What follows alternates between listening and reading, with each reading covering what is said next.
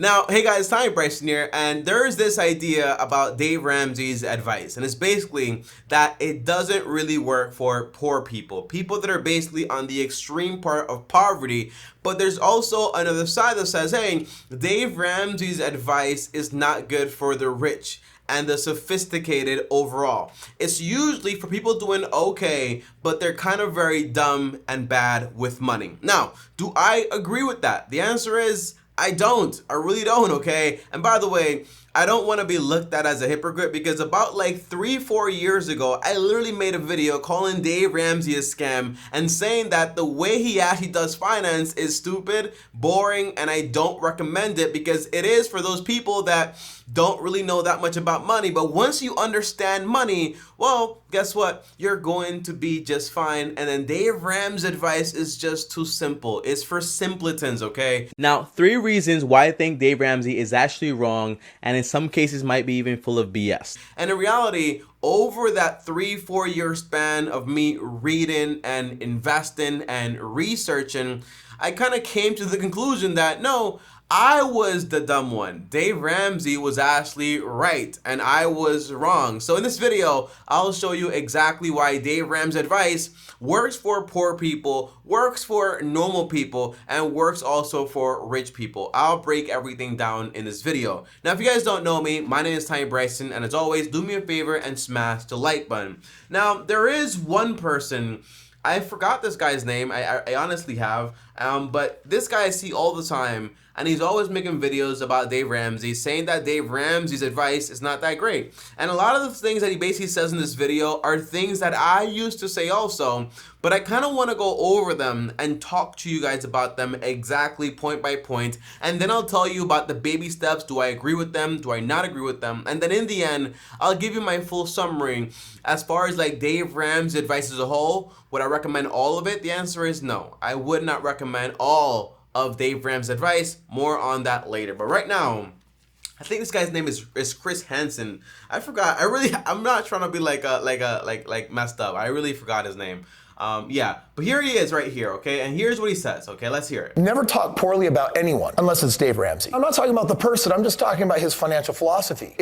Okay, so never talk poorly about anyone unless it's Dave Ramsey, okay? So he's automatically in here just sending off shots. That's fair. That's fair. Let's hear it. Not good with money, for sure go follow Dave. He's going to help you get out of credit card debt. Then he's going to help you put savings aside. Then he's going to help you pay your house off.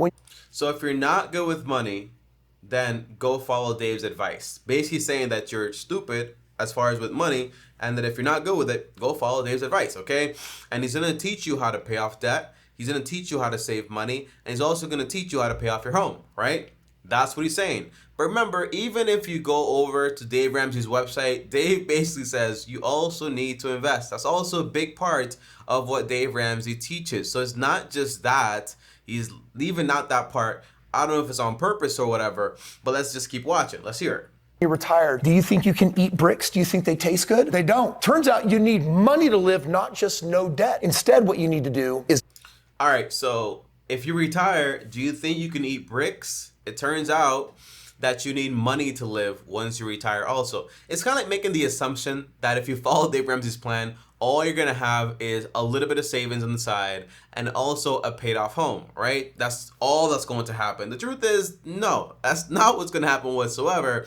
Dave Ramsey's steps, because it's very similar to mine in a way, it's just that my steps are a little bit more optimized for what I believe is most important, but it's not that at all, you know? At the end of Dave Ramsey's steps, what you're left with is a ton of money in your investment account, a paid off home, an emergency fund fully funded, and no debt obligations whatsoever. So you're left with a person that their cost of living is very low and the income they actually make is a lot more sufficient to actually cover everything, okay? But let's hear his alternative to what it should look like, okay? Let's hear it. Get your money working for you. So there's a balance. Should you take some of your money and have some of it sitting aside in a sleep wallet? Of course. But once that's set aside, do not focus on paying off your house. Do not load up on your 401k. That's not true though, because you know, Dave Ramsey's not saying like set money aside and then focus on paying off your home. He literally doesn't say that. He literally says, okay, he literally says, save for an emergency account first. Once you're done with that, then you invest, and then you put extra money towards paying off the home also, okay? Unless I'm mistaken here, but that's what Dave Ramsey teaches, you know? He never says just leave your money there and don't, he's not saying that. He's not saying that. Said you take that money and you go all in on real estate and businesses. Go buy assets that go up in value. Go buy. You know, and I'm guessing when he says that, you know, buy real estate and buy businesses, buy assets that also go up in value, he's basically saying, you know, it's like a Robert Kiyosaki mindset where Robert Kiyosaki says, you know, just buy a bunch of things that make you money and that cash flow. Doesn't matter if it's like a bunch of debt, because debt isn't real in a way.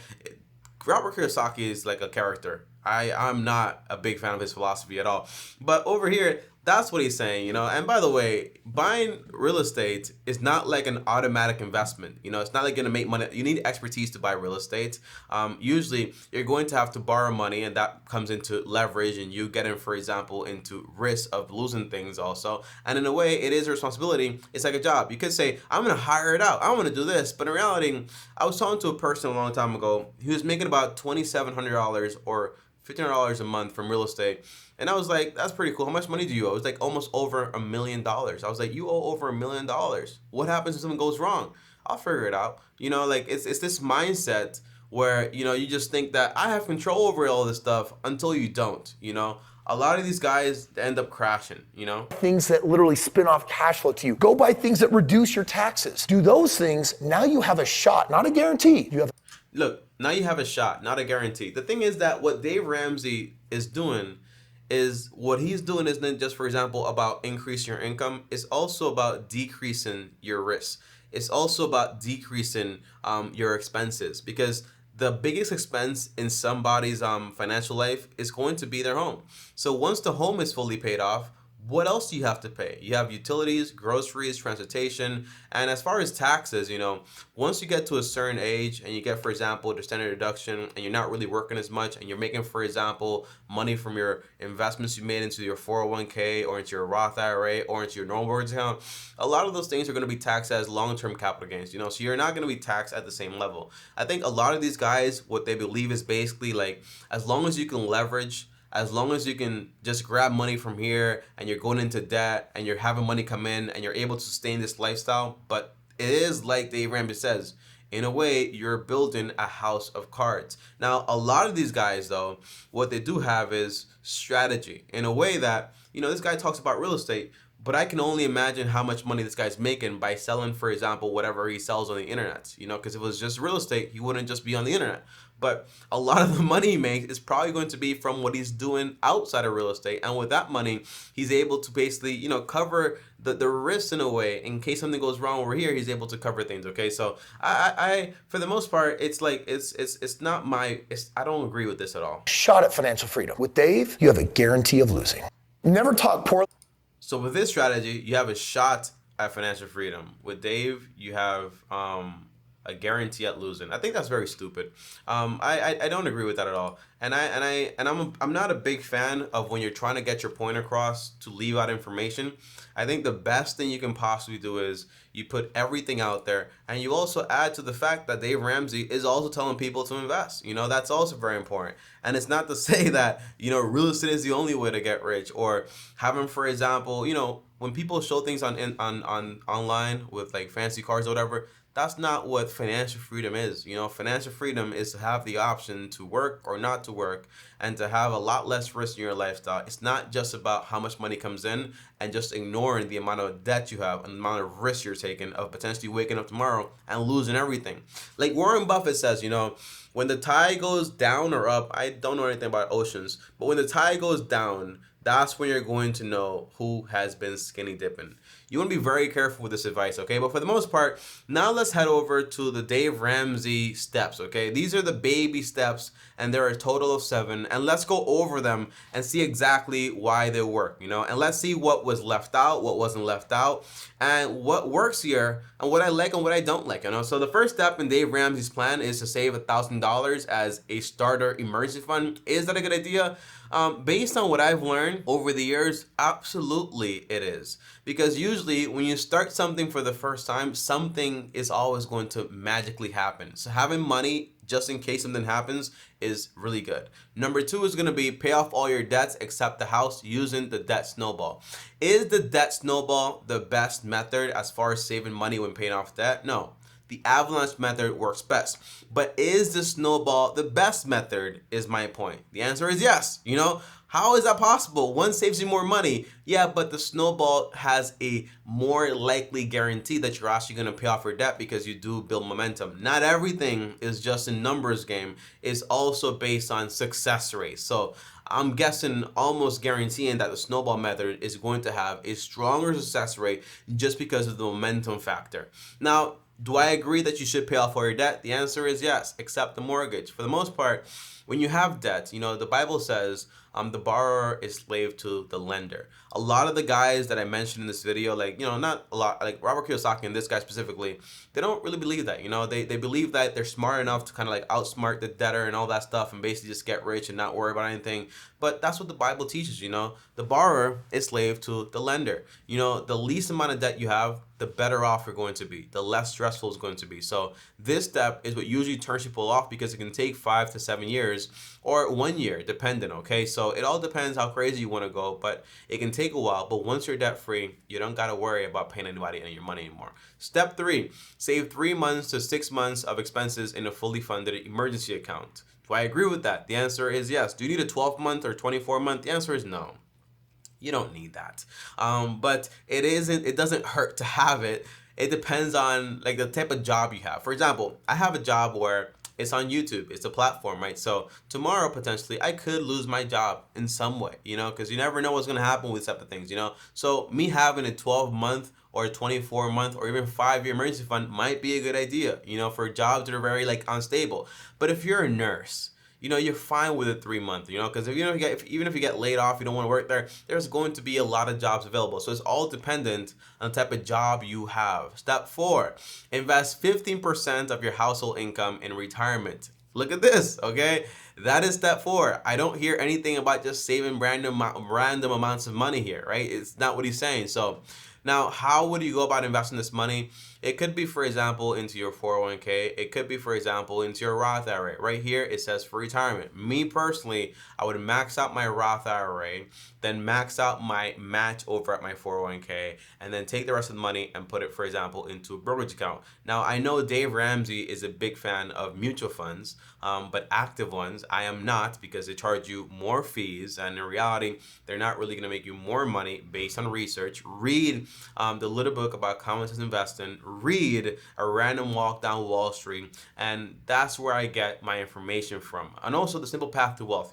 There are a lot of books that confirm this, a lot of information, and just doing index funds is more than enough. So I just invest into the S&P 500, and that is basically it as far as for retirement. And then you have, for example, number 5, save for your children's college fund. You can do that too, which is really good. Also, pay off your home early. So these steps, I think 4 and 6, you're doing it in combination because you're going to be investing 15%, and then at the same time, you're going to be trying to pay off your home early.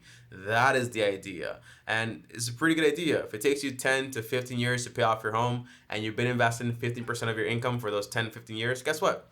In 10, 15 years, you're also going to have a very good nest egg. It is not just going to be a random amount of money just sitting there. No, it's going to be a really good nest egg. And number 7 is build your wealth and give. What number 7 basically means is you keep investing. If you want to do rental property, you can do rental property, but Dave is really big on never going back into debt. So that means saving up to buy these things. And at the core level, you hear that and you're like, that's kind of crazy. I'm gonna have to save for 5 or 10 years to buy something. But the reason he says is because, hey, you already won the game. Let's not risk your accomplishments to get something you don't need. Because getting more wealth is just building more wealth, but it's not that you actually need it because your cost of living is so much more lower. And saving up for your kids is also super important. So these are some great steps. Now, do I agree with all of them? The answer is no. I'm not a big fan of, for example, investing into mutual funds. I'm not such a big fan of the snowball method for the most part, but almost on everything here, I'm basically on par with Dave Ramsey. And as far as how much to invest, I recommend 10 to 20%.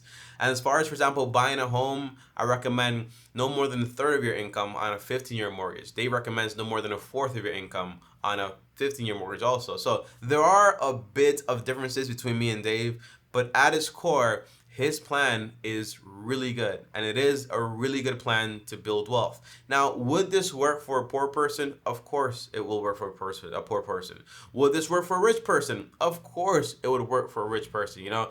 It's just common financial advice. Now, what is better? To be done in 10, 15 years with this plan, or to spend 10, 15 years acquiring homes and real estate, and now, as you reach year 15 or year 10, you have a bunch of properties. You're making $5,000 a month on a let's say, for example, I don't even know, maybe like an 8% ROI. Maybe, you know, the point is, most of those guys are making $60K a year. Usually, they might be, you know, like 20% equity. They might be like in it for like $3 million, like worth of debt and so on. You know, so you like $2.4 million worth of debt. The point is, you end up with one plan where you don't have any debt and you have all you need. Or you end up with one plan where you have income coming in exchange for all the debt you have, all the management you have, and the potential of losing everything. You know, my biggest thing is, I'm not trying to sell you on anything, but a lot of people on the internet, they are trying to sell you on an ideal so you can buy things that they're selling. Whether Chris, I think his name is doing that or not, I don't know. But my main thing is, it's not true that Dave Ramsey's plan doesn't work for poor people. It's not true that it's not for financial freedom, that it makes you a loser, that it's for people that are not good with money. I think all those things are pretty much untrue. But guys, thanks for watching this video. Like this video, and top out, also subscribe, hit the bell so you get notified. Join us on Patreon if you want exclusive content. The link is going to be down below. Up here is another video. Over here is my face. And as always, long-term team officially out. Do you agree with me or do you not? Peace.